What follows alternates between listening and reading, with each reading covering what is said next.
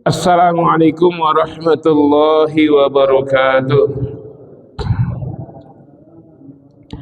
Alhamdulillahilladzi anzalal Qur'ana fi Ramadan hudan linnasi wa bayyinatin minal huda wal furqan.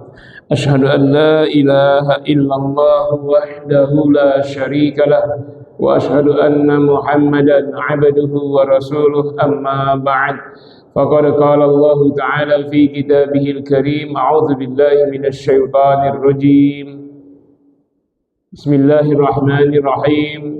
Qul ya ibadiyalladzina asrafu ala anfusihim la taqnatu min rahmatillah innallaha yaghfirudz dzunuba jami'a innahu huwal ghafurur rahim. Shadaqallahul azim. Allahumma arhamna bil Qur'an. Pengurus DKM dan pengurus yayasan yang saya muliakan, Bapak Ibu, hadirin hadirat jemaah subuh yang saya cintai karena Allah. Alhamdulillah, syukur pada Allah, hari ini kita masih hidup di akhir bulan Sya'ban. Hanya tinggal beberapa hari lagi kita akan masuk bulan Ramadan, bulan yang penuh keberkahan, bulan di mana Allah Subhanahu wa taala menerima amal puasa secara langsung dan langsung membalasnya. Di mana disebutkan keistimewaannya, tidak disebutkan pada ibadah lain, yaitu di bulan Ramadan ditutup seluruh pintu neraka jahanam, dibuka semua pintu surga, dibelenggu semua setan-setan. Enggak ada ibadah lain. Salatlah kamu, saat kamu salat ditutup pintu neraka, dibuka pintu surga, dibelenggu setan-setan. Enggak. Anda haji umroh enggak disebut dibuka pintu surga, ditutup pintu neraka. Enggak. Anda melaksanakan ibadah lainnya, ya zakat, ibadah bersedekah, ibadah terkait hablum minallah ibn nas, enggak disebut. Saat itu Anda ibadah dibuka semua pintu surga, ditutup semua pintu neraka. Enggak. Tapi puasa Anda bulan Ramadan disebutkan bahwa dibuka seluruh pintu surga, artinya Allah membuka kesempatan sebesar-besarnya untuk masuk surga, karena pintunya telah terbuka. Wa tughlaqu fihi abwabul jahim, pintu neraka ditutup, artinya sangat kecil kemungkinan akan masuk ke dalamnya karena pintunya tertutup. Wa tughallu fihi syayatin, setan-setan terbelenggu, artinya setan mati kutu. Tapi ada peringatan Nabi, man harima khairaha faqad harima, barang siapa yang menyia-nyiakan kebaikan Ramadan, dia akan luput selamanya sehingga tak dapat apa-apa.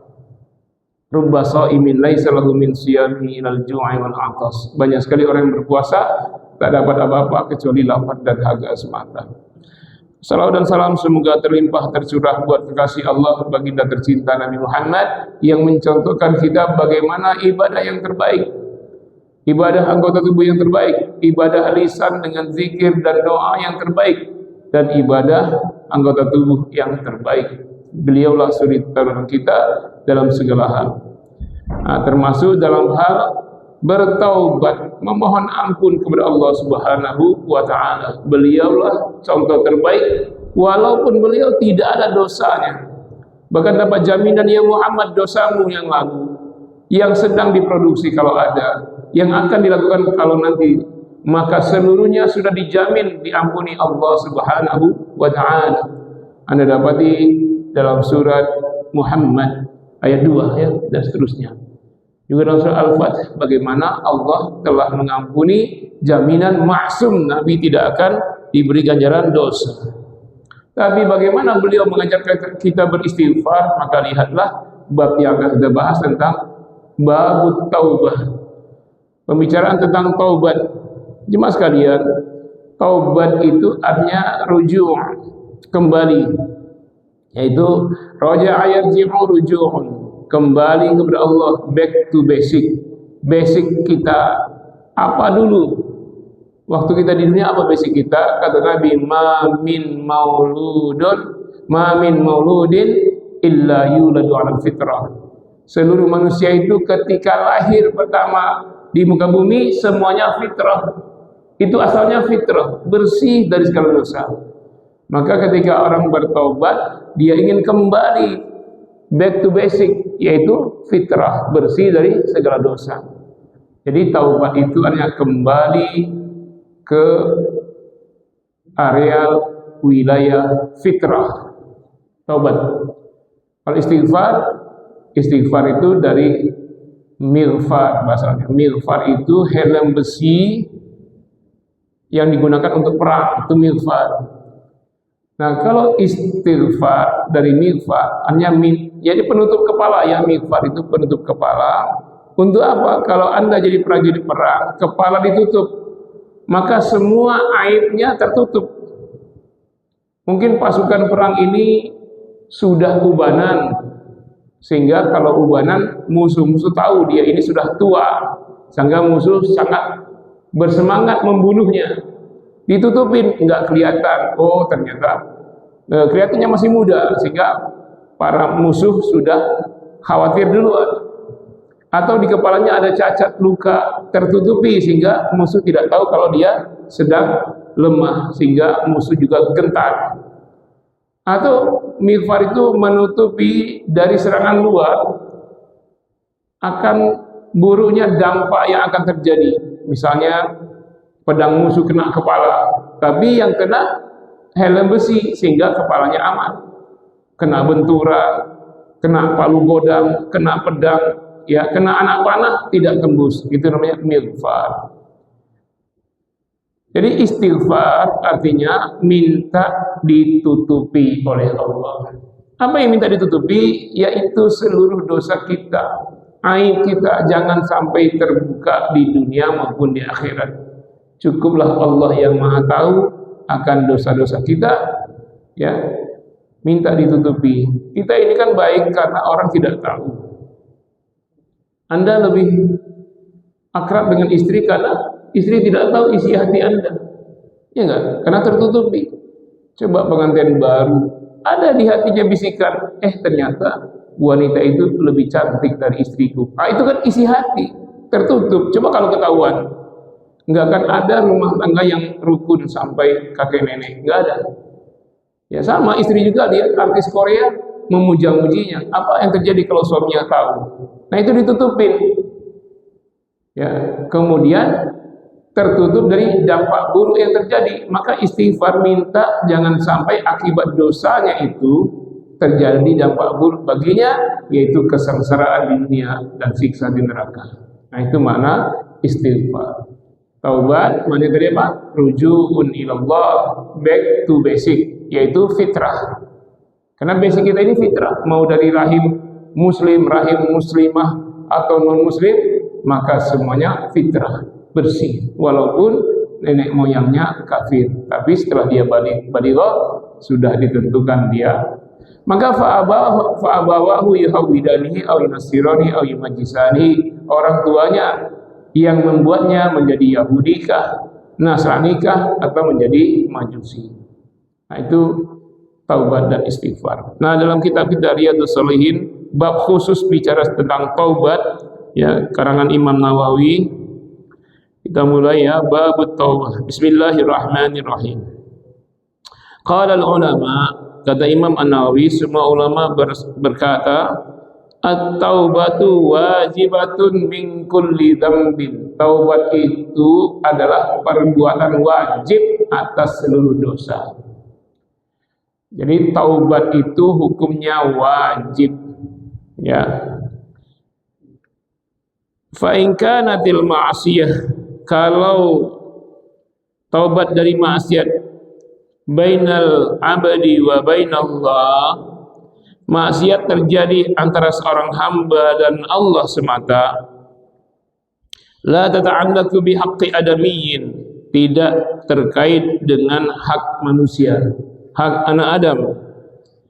Falaha salah satu syurut, maka dia ada 3 syarat, 3 rukun taubat. Tolong ingat ya, kalau Anda bertaubat, apalagi menjelang Ramadan, ya, bulan Ramadan Allah sangat royal memberikan ampunan, Allah sangat royal menerima taubat, Allah sangat royal memberikan pahala sebanyak-banyaknya. Nah, tapi jangan menunggu Ramadan, sekarang juga, nanti aja taubatnya menjelang Ramadan. Enggak, taubat itu segera, mohon ampun segera, baik ada kesalahan maupun tidak ada kesalahan. Jadi taubat itu wirid. Anda sholat bukan karena Anda berdosa, tapi sudah menjadi amal wajib. Nah, taubat juga amal wajib, ya, bukan sudah berdosa baru bertobat. Tidak menunggu berdosa dulu baru bertobat. Ada 3 rukun taubat. Ahaduha, yang pertama, ayyuqala' anil ma'siyah, segera meninggalkan dosa, maksiat segera tinggalkan. Yang pertama.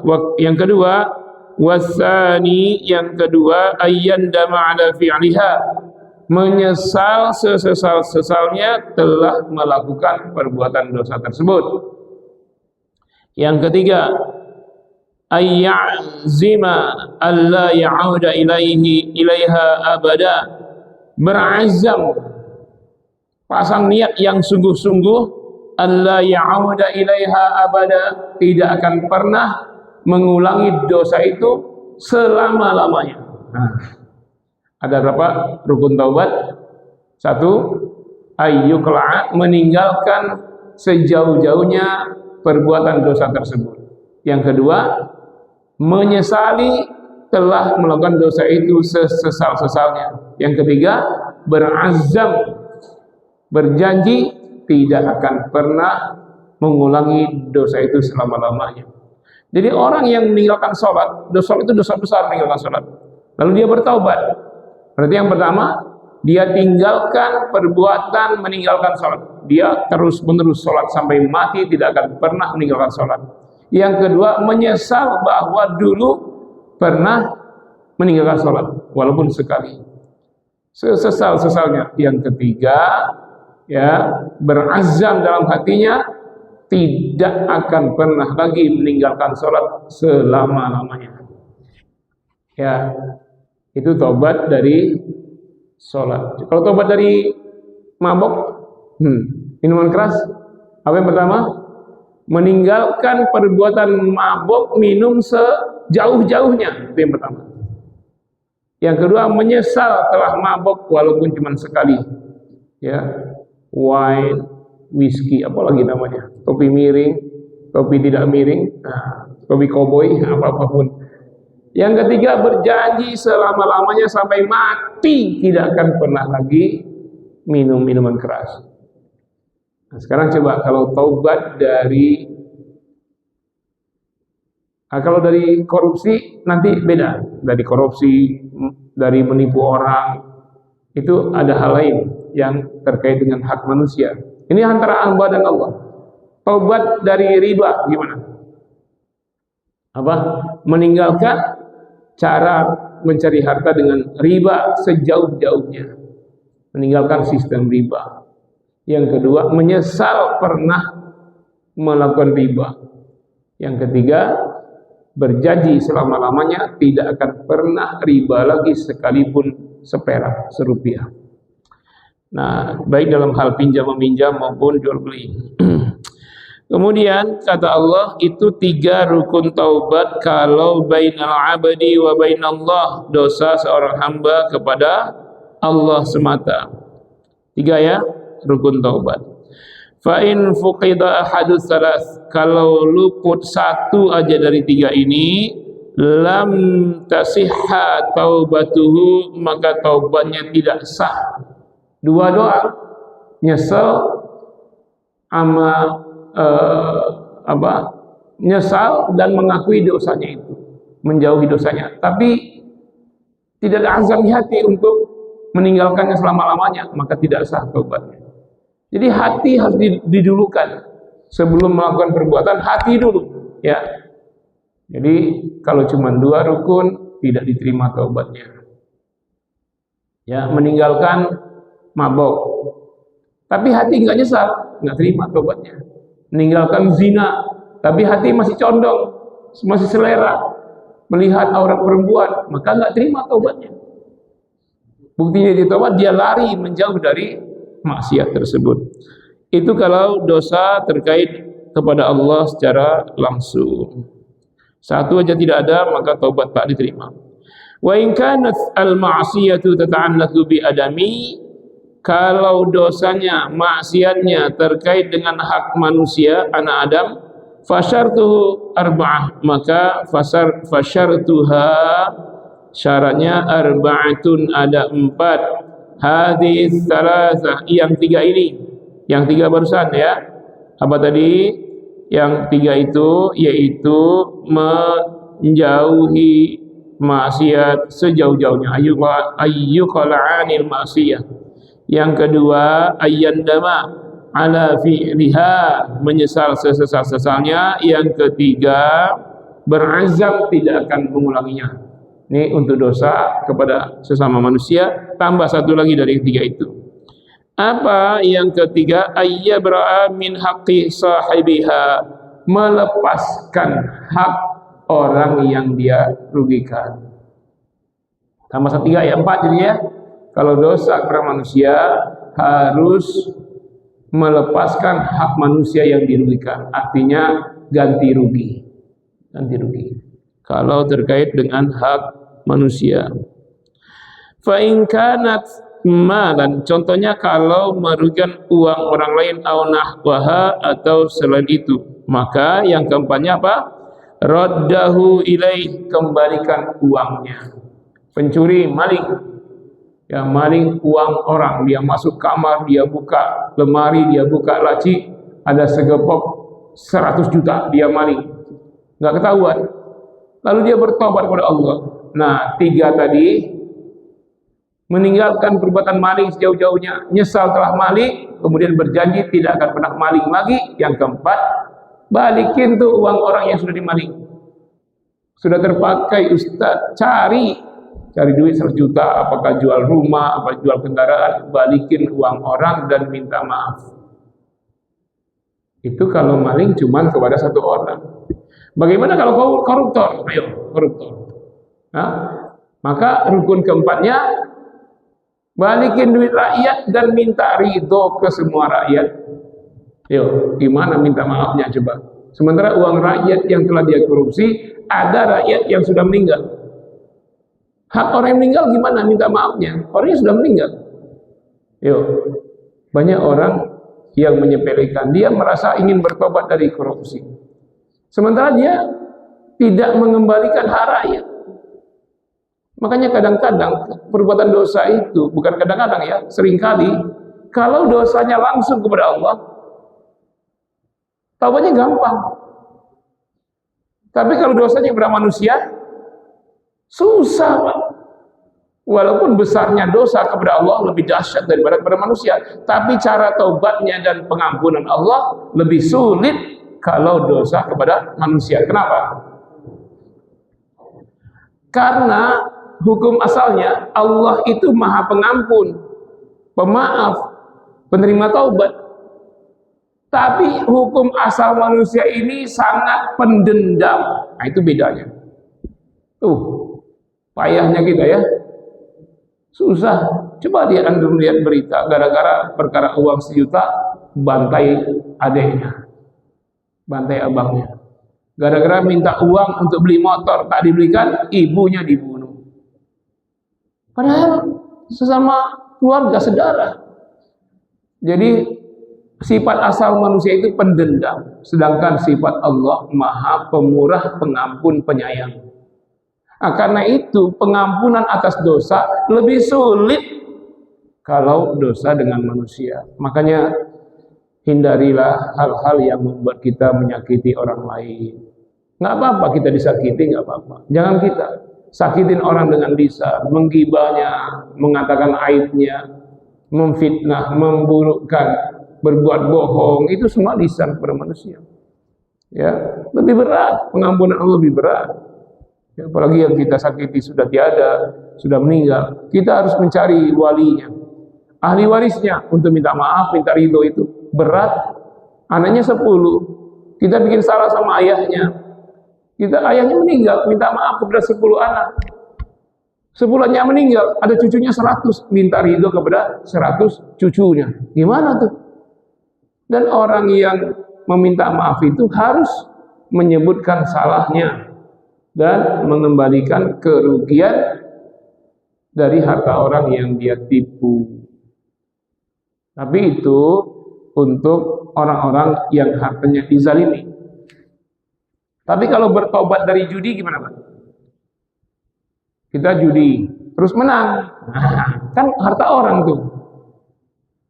Lalu lama-lama kita bertobat dari judi, tapi sering menang. Udah kita makan tuh duit, udah kita beli sesuatu, tapi benar-benar tobat, menjauhi perbuatan judi, menyesal telah berjudi, berazam tidak akan judi sampai mati. Nah itu uang orang hasil judi gimana? Tidak perlu dikembalikan. Karena ketika dia berbuat dosa judi, lawan judinya sudah sama-sama berikrar melepaskan hartanya untuk yang menang. Walaupun perbuatan itu dosa, bahkan dosa besar, tapi uang orang nggak usah dikembaliin. Sama juga uang kita terpakai gara-gara kalah judi. Nah, kita bertobat minta uang kita nggak bisa. Karena waktu Anda berjudi, Anda sama-sama ridho dengan aturannya, aturan dosanya itu. Yang mesti dibalikin uang orang yang terzalimi. Kalau penjudi sama penjudi sama-sama ingin berbuat dosa besar, ya dia memang terzalimi karena kalah. Tapi kalau dia tidak kalah, dia mengalahkan. Jadi perkara judi, yang menang, yang kalah, semuanya dosa. Kok yang kalah juga dosa? Lah iya, karena dia ridho mematuhi aturan perjudian. Tuh, riba, Anda minjamin orang. Nanti dia ridho melebihkan bayarannya. Minjamnya 100 juta, bayarnya 110. Kan riba. Anda yang menang kan di situ kan? Lalu Anda satu saat menyesal, ini dosa besar, akhirnya Anda bertaubat. Nah, karena waktu meminjamkan uang kepada yang minjam, dia ridho membayar lebih, maka ketika Anda bertobat dan tidak akan pernah minjamin dengan riba lagi, bertaubat selama-lamanya tidak akan pernah, maka tidak perlu mengembalikan uang orang yang minjam. Ya. Tapi kalau Anda memiliki uang dan bertobat, ada yang belum minjam, maka Anda segera bertobat, bilang sama peminjam, kembalikan pokoknya saja, ribanya enggak usah. Itu tanda bertobat. Dan iringilah pertobatan itu dengan sedekah. Ya, Anda bertobat atas dosa apa? Sedekah. Bahkan para sahabat tidak menunggu berdosa untuk bersedekah. Ya, ketika salah seorang sahabat, ya, Ka'ab bin Malik, ya, bertobat atas tidak ikut perang Tabuk, habis semua hartanya dia infakkan. Kata Nabi, jangan semuanya. Dia tidak mau, pokoknya semuanya. Karena dia telah berdosa besar, tidak ikut perang Tabuk. Nabi dan sahabat pergi ke Tabuk, 750 kilo perjalanan di musim panas, 20.000 pasukan kaum muslimin lawan 300.000 Romawi. Jadi dia tega meninggalkan Nabi, berperang lawan Romawi, dia bersenang-senang di Madinah. Sementara di Madinah sedang musim kurma, subur-suburnya lagi panen. Ya, sementara perjalanan musim panas ke Tabuk itu ya 50 hari, 50 malam. Ya, perjalanan perang melawan orang Romawi. Nah, itu bertaubatnya ya ditawakuf Nabi selama perjalanan 50 hari ditawakuf, 50 hari tidak ditegur Nabi, tidak dijawab salamnya, dia assalamualaikum tak dijawab, dia salat berjamaah tidak ada yang menengok, semua tidak. Bahkan istrinya pun dilarang bicara dengan suaminya. Nah, sudah 50 hari dapat kabar taubatnya diterima, barulah masyarakat Madinah bersukacita atas diterima taubat ya sahabat Nabi, ya, Ka'ab bin Malik. Nah, ini kalau dosa pada manusia, kalau harta kembaliin. Radduh ilaih wa in kana hadda qadhin wa nahwahu makkannahu, ya. Makkannahu minhu au talaba afwahu. Kalau terkait dengan dosa menuduh orang berzina padahal tidak, wa nahwahu, dan sejenisnya, nuduh orang berzina, nuduh orang selingkuh, nuduh orang pacaran, nuduh orang berbuat dosa, maka caranya apa? Makkannahu, kembalikan pada posisi semula bahwa dia bukan penzina, dia tidak berselingkuh. Di tempat Anda mengatakan dia seperti itu, di situ Anda mengatakan dia tidak begitu. Anda ngatain dia berzina di depan siapa? Di depan Pak RT. Maka datangi Pak RT. Maaf Pak RT, saya menuduh si fulan itu berzina, padahal dia laki-laki suci. Dia tidak berselingkuh, saya yang salah. Nah, sampaikan ke Pak RT. Ya, kalau mengatain orang atau menuduh zina. Au talaba afahu, dan minta maaf kepada yang bersangkutan, datangin. Jadi kita nuduh dia nih, oh dia itu berselingkuh di kantor. Kita sedang ngomong dengan siapa tuh? Kita lagi ngomong dengan jemaah yang banyak. Maka di tempat kita ngomong itu, kita ngomong sebaliknya kepada orang-orang yang tahu gara-gara lisan kita. Yang saya sampaikan kemarin salah. Dia tidak berzina, dia tidak berselingkuh, saya yang nuduh, saya yang memfitnahnya. Ya, lalu Anda datang ke rumahnya, minta maaf. Kalau dia memaafkan, alhamdulillah. Dia tidak memaafkan, Anda rayu dia. Wahai saudaraku, maafkanlah aku. Tidak, kau nuduh aku berzina. Wahai saudaraku, kalau kau maafkan aku, maka aku bersedia. Apa misalnya? Saya ganti rugi 1 juta deh. Tidak. Bila perlu bayar agar orang maafin kita. Supaya kita tidak bermasalah di akhirat. 2 juta? Tidak. 5 juta? Tidak. Nah, kalau dia nggak maafin gimana? Nah, kalau Anda sudah sungguh-sungguh minta maaf dari hati yang tulus, maka kalau dia memaafkan, syukur alhamdulillah. Kalau dia masih tidak memaaf, bagaimana Allah Maha Pemaaf, sementara ada manusia sok hebat tidak mau memaafkan. Soal memaafkan tunggu hari raya. Nah, itu mazhabnya Datuk Maringgi ya.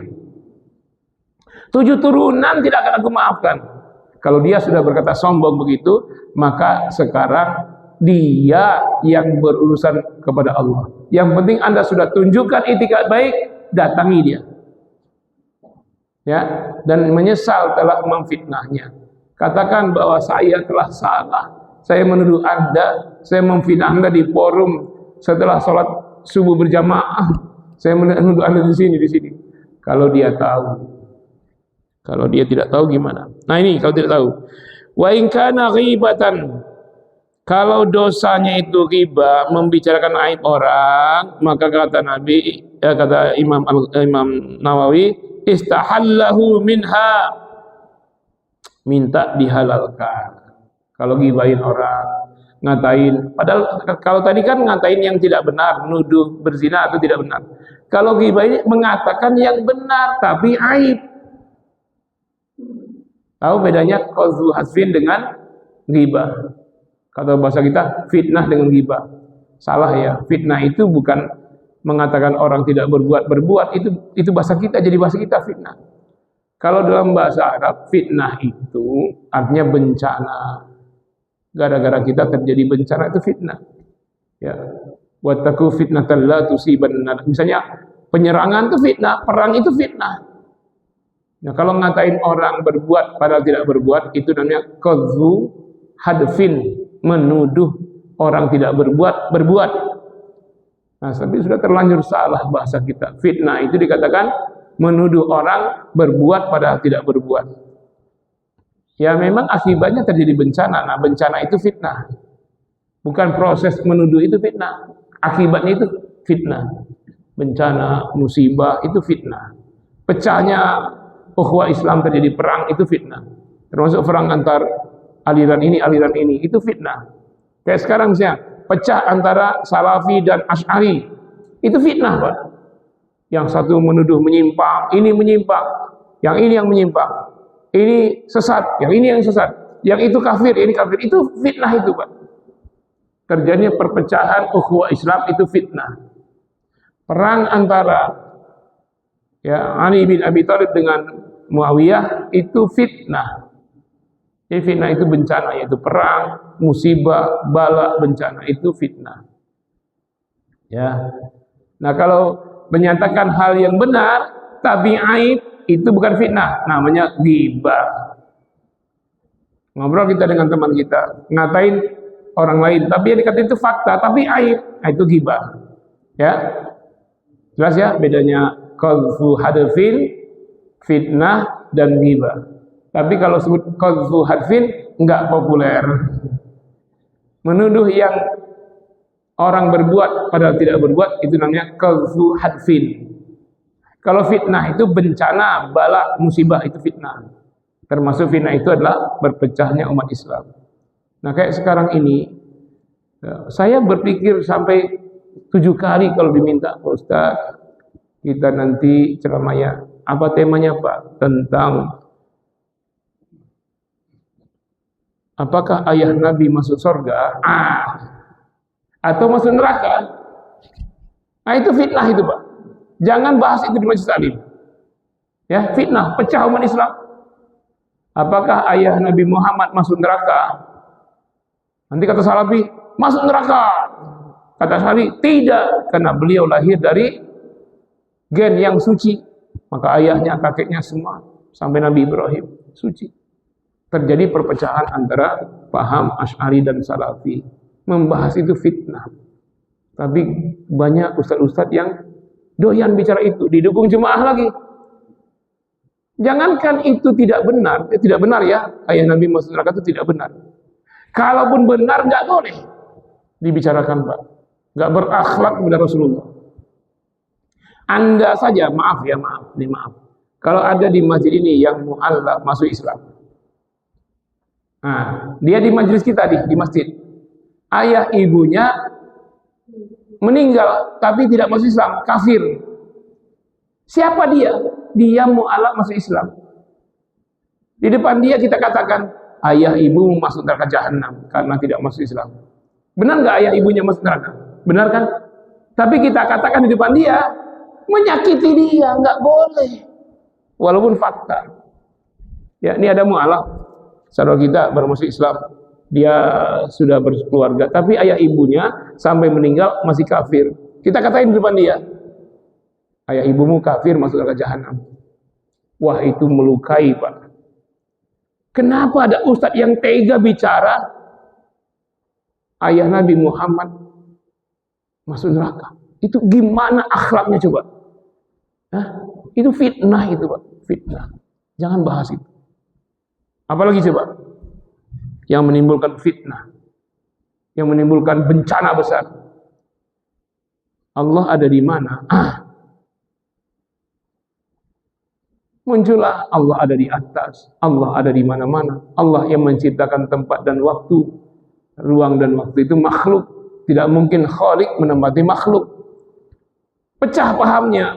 Akhirnya yang satu mengatakan, yang ini menyimpang, yang mengatakan Allah di atas. Yang menyatakan Allah pencipta ruang waktu tidak menempati makhluk yang sesat, saling tuding. Itu fitnah itu. Dan saya sampaikan di sini karena di sini masih tidak bicara itu. Tapi kalau di Bintaro dan BSD sedang asik-asiknya bicara itu. Sedang asik-asiknya di masjid-masjid seputar Bintaro BSD. Saya sudah nasihat itu di Bintaro BSD, itu bukan kajian jemaah, itu di kampus namanya ilmu kalam. Ahlinya mutakallimin, studinya S3. Di S3 baru bicara itu. Dibacakan di jemaah. Hanya sebagian jemaahnya Salafi ngamuk, yang Asy'ari ngamuk. Enggak teguran lagi selama-lamanya sampai mati. Nah, itu fitnah. Pecahnya umat Islam fitnah, ya. Nah, ini ghibah. Kalau ghibah itu bicara fakta tapi aib.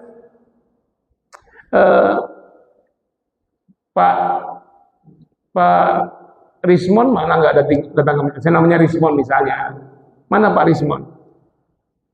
Rismon yang black itu, yang hitam. Itu ghibah tuh. Rismon yang hitam, itu ghibah tuh. Yang pendek itu, yang pincang.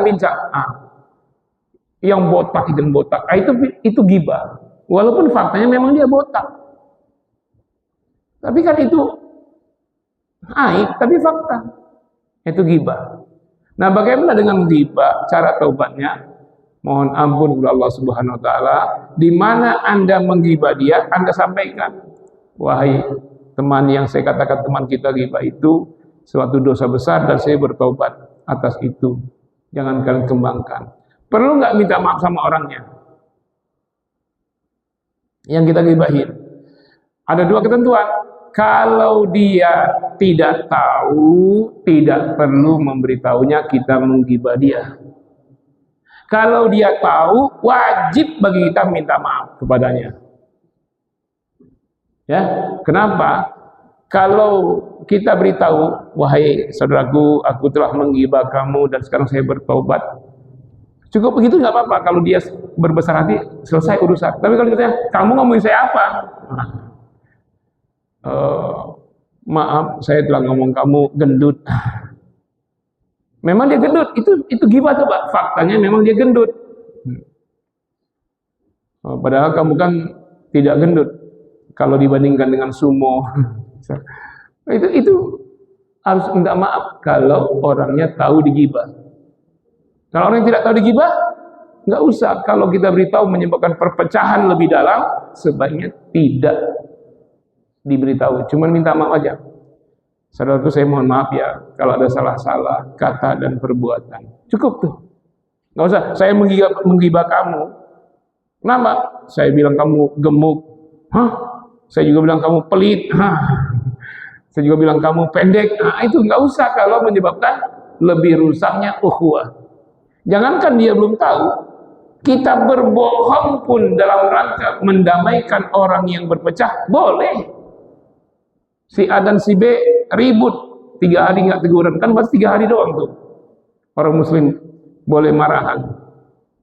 Kita ngomong sama si A, aduh B, si A itu kepengen sekali itu bertemu kamu di jemaah sholat saf paling depan. Ngomong sama si B, si A senang sekali itu ngajak kamu, menraktir kamu, kapan ya kalian? Nah, oh iya ya, itu kita dalam mendamaikan orang boleh bohong. Bagaimana kita jujur lalu berpecah belah? Nah, itu terlarang. Jadi kalau Anda menggibah orang lalu minta maaf, maka jangan sebut-sebut kalau dia tidak tahu. Ya. Tapi kalau dia sudah tahu, terlanjur tahu, wajib minta maaf dengan menyebut bahwa Anda memang telah ngatain dia sekalipun fakta. Nah, itu bertobat dari ghibah ya. Taubat dari harta sudah, taubat dari menuduh zina sudah, taubat dari ghibah barusan ya. Ini hebat ini.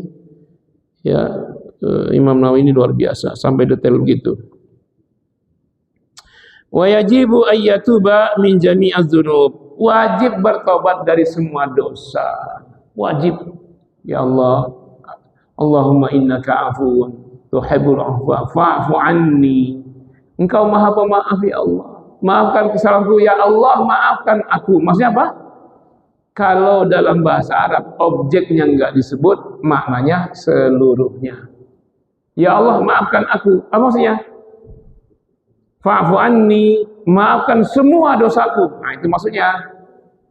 Ya, dalam kaidah tafsir, kalau ada kalimat fi'il yang membutuhkan objek, tapi objeknya enggak disebut, dalam bahasa Arab namanya muta'addi.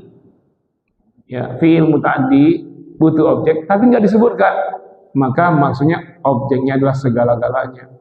Allahumma ya Allah, innaka afun, engkau Maha Pemaaf. Ya, tuhibbul afwa, engkau mencintai kemaafan. Fa'fu anna, maafkan kami ya Allah. Apa maksudnya maafkan kami? Segala dosa-dosa kami, itu maksudnya. Ya, jadi mohon ampun kepada Allah atas segala dosa. Boleh, dan itu yang disarankan, sangat disarankan. Bagaimana kalau min jami'il dzunub fa in taba min ba'dihha, kalau dia bertobat dari sebagian dosa, sahhat taubatuhu inda ahli haqqim, indal ahli haqq, sah taubatnya menurut ulama yang benar bahwa dia berminta dzambi dari dosa tersebut, wa baqiya alaihi al-baqi, maka tersisa dosa yang dia tidak minta ampun. Misalnya minta ampun, ya Allah ampuni aku dari dosa menyiksa kucing. Menyiksa kucing, maka dosa itu diampuni Allah. Tapi dosa yang dia tidak minta ampun tetap ada, dosanya tetap berlaku. Selain dia menyiksa kucing, dia menyiksa anjing. Dia bilang, ya Allah aku bertobat mohon ampun dari menyiksa kucing. Diampuni Allah dosanya menyiksa kucing, tapi dosanya menyiksa anjing masih ada. Tapi taubat begitu boleh. Boleh, ya. Tapi dosanya tetap ada. Maka yang sangat disarankan mohon ampun dari semua dosa, bukan sebagian dosa. Ya. Itu yang paling dianjurkan. Baqiyatul baqi. Wa qad tazaharat dalailul kitab wa sunnati wa ijma'il ummah. Sangat banyak sekali dalil-dalil dari Al-Qur'an, sunnah dan ijma' para ulama ala wujubit taubah, atas wajibnya bertaubat. Di antaranya Allah berfirman Surah An-Nur, a'udzubillahi minasyaitonir rajim, wa tubu ilallahi jami'an ayyuhal mu'minuna la'allakum tuflihun.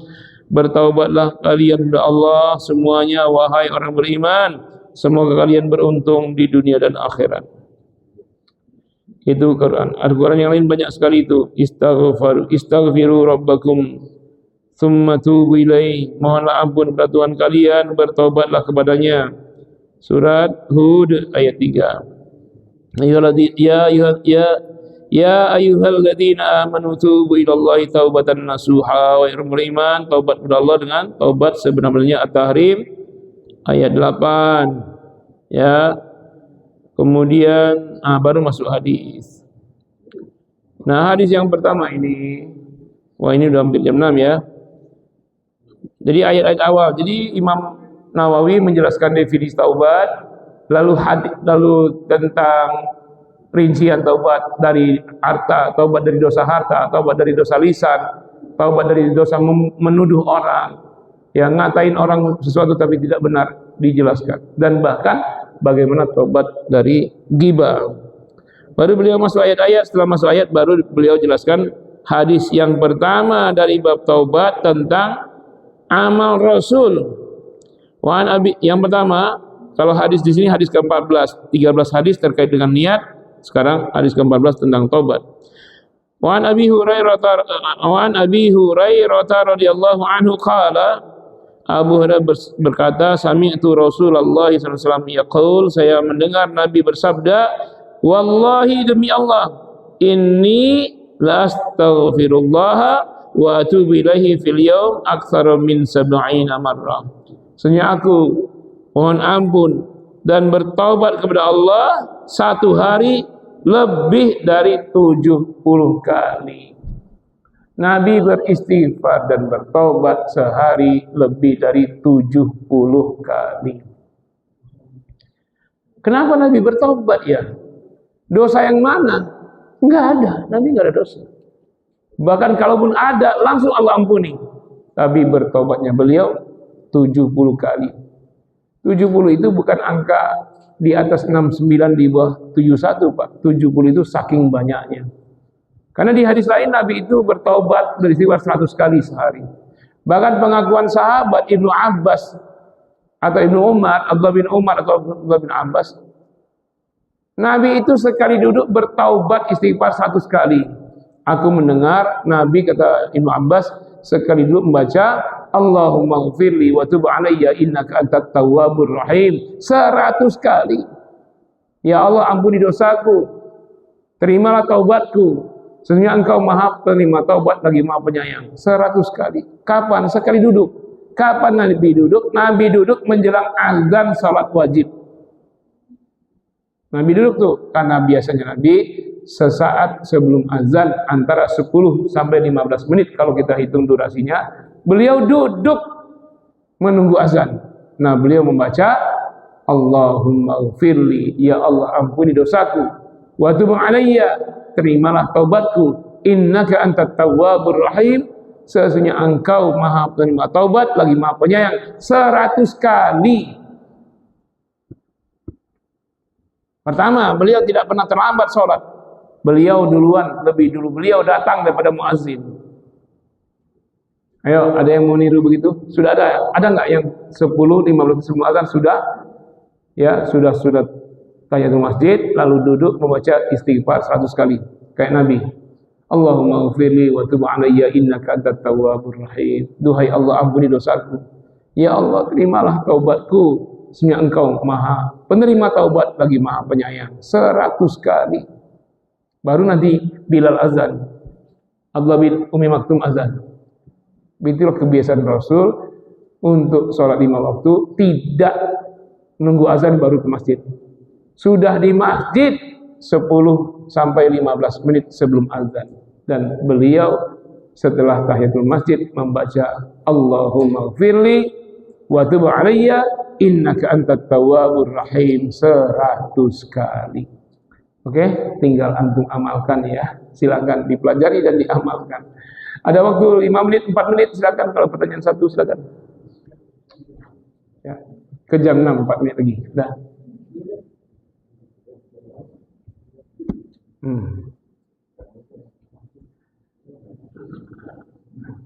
Baik, mas kalian, barangkali saya cukupkan ya, jangan sampai nanti jam 6 lewat. Kita ada agenda lain. Mudah-mudahan kita beramal yang baik Allah terima, amal buruk kita diampuni. Cuman tidak akan diampuni kalau tidak minta ampun. Karena kaidahnya gitu. Wa idza sa'alaka ibadi anni, kalau hambaku memohon padaku kata Allah, ya. Apa syaratnya?